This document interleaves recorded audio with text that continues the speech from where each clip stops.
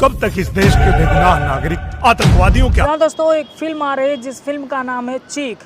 चीख नाम सुन के आप समझ सकते हैं कि उस फिल्म की कहानी कितनी तगड़ी होने वाली है। और एक नॉर्मल गरीब लोगों की उसमें आवाज़ उठाई, मतलब उस गरीब लोगों के ही बारे में उसमें कहा गया होगा उस कहानी में। और इसमें दिनेश लाल यादव लीड रोल में आने वाले हैं और इसमें पुलिस के रोल में दिनेश लाल यादव नज़र आएंगे।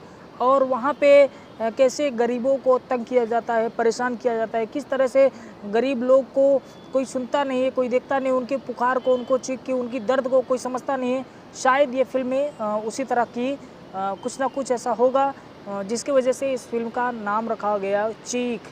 और इसका थ्रिलर और टीजर मुझे कुछ भी नहीं मिला है, खाली पोस्टर मिला है। मैंने बहुत खोजा लेकिन कुछ मिला नहीं है और शायद हो सकता है इसका कोई थ्रिलर या टीजर आए, मैं नहीं मिला मेरे को। तो चीख जिसका पोस्टर मिला और पोस्टर बहुत अच्छा है और इसकी कहानी बहुत अच्छी होगी।